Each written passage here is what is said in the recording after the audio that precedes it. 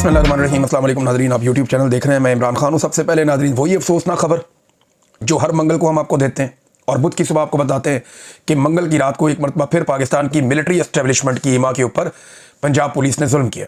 एक मरतबा फिर शरीफों के और मिलिट्री एस्टेब्लिशमेंट के गठजोड़ ने इमरान खान साहब की बहनों के ऊपर हमला किया।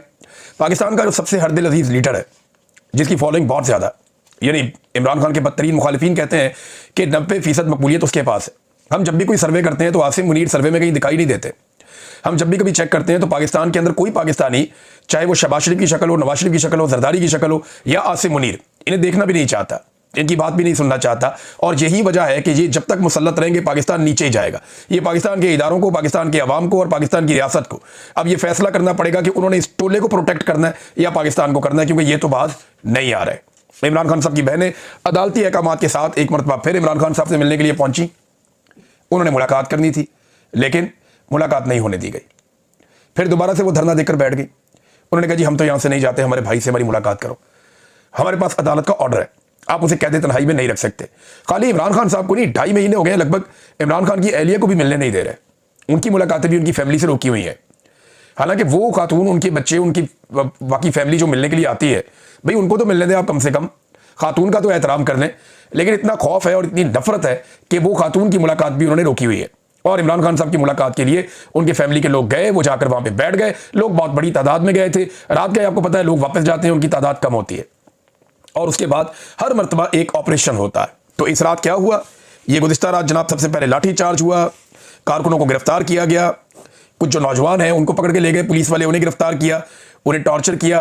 फिर पता चला कि हसनैन रफ़ीक साहब हैं, नया पाकिस्तान के बड़े अच्छे जर्नलिस्ट हैं, और वो आवाज़ सुनवा रहे हैं जो एस्टेब्लिशमेंट नहीं सुनना चाहती।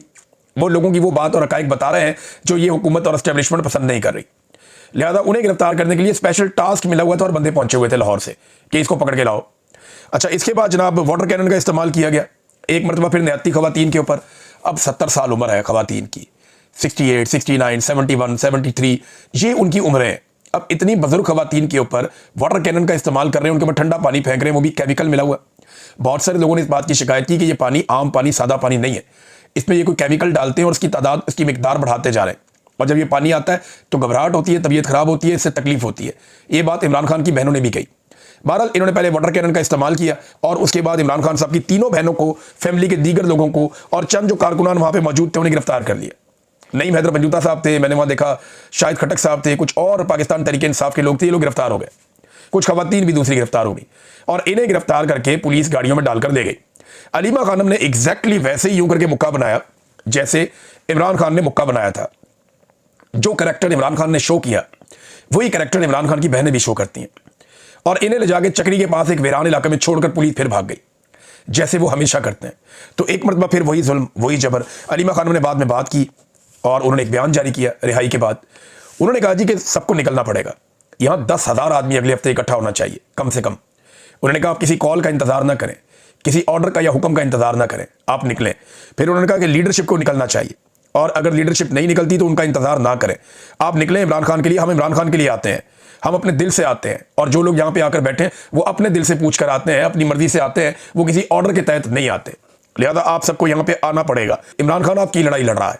उन्होंने बार बार कहा और खुद ये भी बताया कि मुझे 5 साल के लिए मुझे अंदर कर दिया जाएगा, लेकिन मुझे इस बात की फिक्र नहीं है। मेरे खिलाफ इन्होंने फैसला लिख रखा है, लेकिन इसके बावजूद हम अपने भाई के लिए आएंगे। उन इमरान खान की बहनों ने अब वो वाटर प्रूफ वो रेन कोट्स पहने हुए थे और इसके बावजूद उन्हें पानी भी मारा गया, उन्हें गिरफ्तार भी किया गया और केमिकल वाला पानी है। उनके साथ बड़ी ज्यादती हुई। अब इसमें अलीमा खानम साहबा के 2 स्टेटमेंट्स और हैं जो मैं आपके सामने रखता हूँ, ये इंपॉर्टेंट है। अलीमा खानम साहबा का एक स्टेटमेंट तो ये है कि अगर आप लाहौर का हाल देख लेते, मेन मार्केटें बंद थी, जमान पार्क में लाइटों की जो लाइट्स की तारें हैं वो काट दी गई थी। आप ये ना देखें कि हम कितनी हैं तादाद में या हमारी तादाद कितनी है, आप ये देखें कि ये लोग कितने डरे हुए हैं। ये अलीमा खानम का स्टेटमेंट है।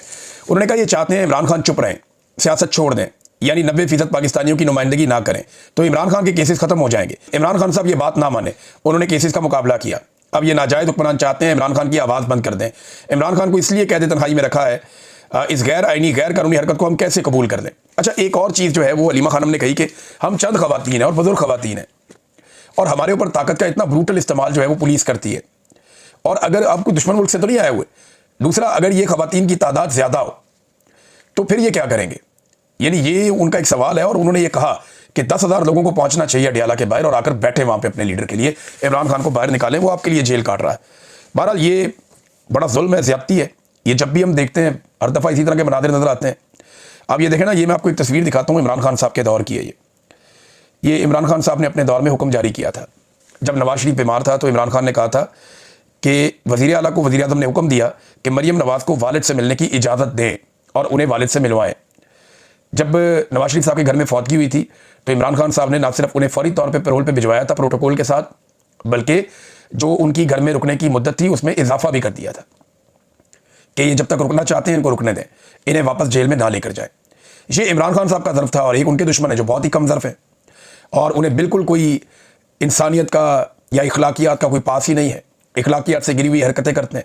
अब मेरा सवाल यह है कि जो लोग मीना खान अफरीदी के एक स्टेटमेंट पे बहुत ज़्यादा तत्ते तवे पे बैठे हुए थे, यानी मुझे भी तकलीफ हुई इस बात की कि जो स्टेटमेंट उन्होंने दिया, मैंने खुद कहा कि वो ट्रैप हो गए, या मैंने कहा कि ये इसको जवाब नहीं फराहम किया जा सकता जो उन्होंने बात की, ये बात होनी नहीं चाहिए, इस लेवल पर बात जानी नहीं चाहिए। उन्हें बहुत इंस्टिगेट किया गया, बहुत ज़्यादा उनको आसाब शिकन किस्म का उन्होंने दिन गुजारा, लेकिन ये स्टेटमेंट देकर वो ट्रैप हो गए। मुझे ऐसा लगता है और उन्हें ये नहीं करना चाहिए था। वज़ीर आला खैबर पख्तूनख्वा ने खुद कहा कि इसका कोई जवाब नहीं है, ये नहीं होना चाहिए था। लेकिन जो लोग तत्ते तवे पे बैठ गए थे, जो अब तक नहीं उठ रहे, अभी तक पुड़क रहे हैं, उछल रहे हैं, छलांगे मार रहे हैं, वो ये बताएं कि इन बुजुर्ग खवातीन के ऊपर ठंडा पानी फेंकने, इनको गिरफ्तार करने, लाठियां मारने के ऊपर वो क्या बात करेंगे। यानी एक वजीर का एक जुमला आपको चुभ गया जिसमें उसने किसी का नाम भी नहीं लिया, बकौल उसके वो कहता जी मैंने नाम ही नहीं लिया, लेकिन दूसरी तरफ खवातीन को, साबिक वज़ीर आज़म की बहनों को मारा जा रहा है, रुस्वा किया जा रहा है, घसीटा जा रहा है, गाड़ियों में डाला जा रहा है, आप उसके ऊपर कुछ बोलते ही नहीं। आपके लिए वो नॉन इशू है। क्या हम किसी बादशाह में रहते हैं कि ये बादशाह सलामत की फैमिली है, इनके बारे में कुछ होगा तो बहुत शोर मचेगा, और ये जो दूसरी फैमिली है ये कीड़े मकोड़े हैं, इनके बारे में कुछ भी हो कोई बात ही नहीं करेगा। पूरे के पूरे टॉक शो कर दिए कि मीना अफरीदी ने ये जुमला क्यों बोला। भाई ठीक है, जो गलत बात है वो गलत बात है, लेकिन यहां पे भी तो नजर करम करें। वो इधर भी तो ज्यादतियां हो रही हैं। इद्दत वाले केस के ऊपर तुम लोगों ने कितने प्रोग्राम किए मुजम्मत में कि ये घटिया केस क्यों किया गया, उसके ऊपर तो बिठा के पाकिस्तान टेलीविजन समेत पाकिस्तान का सारा टीवी जो है वो कभी मानिका की पूरी प्रेस कॉन्फ्रेंस दिखाता था, कभी जनाब वो ओन चौधरी की दिखाता था। इसके ऊपर एक्सपर्ट्स बिठाए गए, उनकी ओपिनियंस ली जा रही हैं। वहां तो गंद उछालने के अंदर पाकिस्तान का सारा मीडिया और ये सारे दानिशवर ये इसके अंदर सारे के सारे शामिल थे। वहां ये गंद मार रहे थे और यहां पे कहते हैं जनाब इनको इखलाकियात याद आ जाती हैं। तो ये गुज़िश्ता रात को जो हुआ इसके ऊपर इनकी इखलाकियात किधर है, कहां गई इनकी इखलाकियात। नाज़रीन, लंदन में भी साथ ही एहतजाज हुआ और बड़े पैमाने पर लोग आए। पिछले हफ्ते जब शहजाद अकबर साहब की क़यादत में वहाँ लंदन के अंदर एहतजाज हुआ और बहुत सारे ओवरसीज़ पाकिस्तानी इकट्ठे हुए, पीटीआई के लोग इकट्ठे हुए, उन्होंने एहतजाज किया, धरना दिया, बैठे रहे वहाँ पे पाकिस्तानी एम्बेसी के सामने।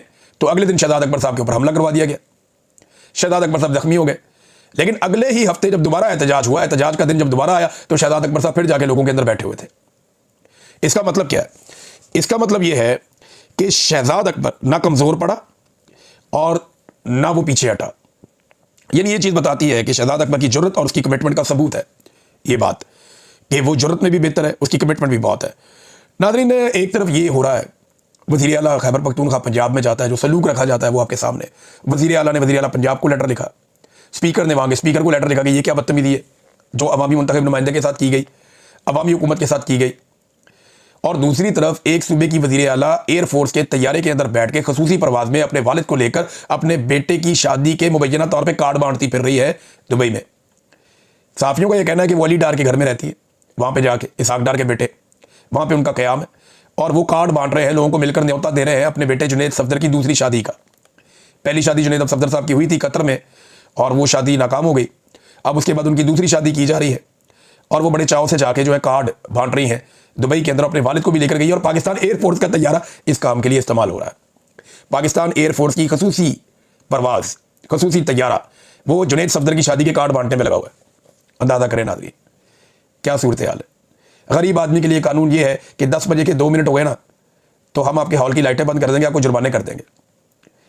गरीब आदमी के ऊपर एक के बाद एक पाबंदी, एक के बाद एक पाबंदी। हुक्मरानों के बच्चे की शादी है तो कार्ड बांटने एयरफोर्स वन का तैयारा जाएगा, खसूसी तैयारा जाएगा। ये जनाब पाकिस्तान के हालात है और ये पाकिस्तान का मीडिया रिपोर्ट कर रहा है, पाकिस्तान के अंदर बैठ के रिपोर्ट कर रहा है। अब आ जाए नाज़रीन, कतर की और सऊदी अरब की जो एक प्रॉब्लम चल रही है, ये एक्चुअली है क्या? ये मेरा एक पुराना टॉपिक भी है और इसके ऊपर हम काफ़ी काम करते रहे माजी में, तो ये हम बेहतर अंदाज में समझ सकते हैं। थोड़ा सा टाइम आपको देना पड़ेगा। ये पूरा कन्फ्लिक्ट मैं आपके सामने निकाल कर रख देता हूँ कि एक्चुअली वहाँ हो क्या रहा है। सबसे पहले आप एक नक्शा देखें। ये जो नक्शा नंबर 1 है ना, इसमें आपको नजर आएगा नीचे रेड कलर का एक कंट्री है छोटा सा, इसको कहते हैं जिबूती, और ऊपर आपको यमन नजर आएगा जो ब्राउन कलर का है। ये जिबूती और यमन के बीच में एक तीर का निशान आपको नजर आ रहा है, ये यहां से पानी गुजर के अंदर जा रहा है। ये जो पानी अंदर दाखिल होता है इस एरिया को कहते हैं रेड सी। ये सामने वाली साइड पे नीचे पाकिस्तान है, ये खुला समंदर है, और ये समंदर दाखिल हो जाता है अफ्रीका और गल्फ के बीच में। एक तरफ गल्फ ममालिक है, एक तरफ अफ्रीका, उनके बीच में ये समंदर दाखिल हो रहा है। यहां पे इस समंदर को कहते हैं बहीरा अहमर, या इसे कहते हैं रेड सी। रेड सी आप याद रखें, आसान है। ये रेड सी का इलाका है, एक तरफ जबूती है, एक तरफ यमन है। अब सऊदी अरब और यूएई के अंदर प्रॉब्लम क्या है? यूएई जो है ना, वो इसके ऊपर अपना कंट्रोल चाहता है इस एरिया पे। ऐसा लगता है कि उसका कोई एक्सपेंशन का ख्वाब है। यूएई की मुदाखलत अगर आप देखें तो इस वक्त सूडान में भी है, इसी समंदर में। अगर आप ऊपर जाए रेड सी में तो लेफ्ट साइड पे सूडान है, वहां पे भी उनकी काफ़ी इस वक्त दिलचस्पी है। ये जो सोमालिया है नीचे एक कंट्री है, इसी नक्शे में आपको नजर आ रहा है, इसके अंदर एक नया मुल्क बना है, उसमें भी उनकी दिलचस्पी है। फिर ऊपर जो लीबिया है उसके अंदर जो हफ्तार ग्रुप है उसके अंदर भी उनकी सपोर्ट और उनकी दिलचस्पी है यूएई की, और यमन के अंदर भी यूएई की दिलचस्पी है। सऊदी अरब ये चाहता है कि सारा का सारा यमन इकट्ठा रहे एक कंट्री की तरह, और वो एक मरकजियत हो उसके अंदर, वो मुल्क कंट्रोल किया जाए, यमन की बाकायदा एक हुकूमत होनी चाहिए। उनका फार्मूला यह है कि बागियों को शिकस्त देकर यमन पूरे का पूरा कंट्रोल में रहे एक हुकूमत के। ये सऊदी अरब का फार्मूला है। जबकि यूएई जो है वो जोर लगा रहा था जनूबी यमन में चाहे वो एक अलग रियासत ही क्यों ना बन जाए। उनकी ज्यादा दिलचस्पी जनूबी यमन में थी, और जनूबी यमन वो इलाका है, जनूब का इलाका, जहां पे अदन है। ये जो अदन और जबूती है ये आमने सामने है, और इनके बीच में से ये समंदर ऊपर की तरफ जा रहा है। तो अगर ये यहां पे अमारात का कोई एक ग्रुप या बागियों का एक ग्रुप, एसटीसी उसे कहते हैं उस ग्रुप को, अगर वो यहां पे अपनी एक अलग रियासत या अपनी एक अलग कंट्रोल वाला एरिया बना लेता, तो सामने वाली साइड पे और इधर वाली साइड पे कंट्रोल होने की वजह से यूएई इस रास्ते पे मुस्तकिल तौर पे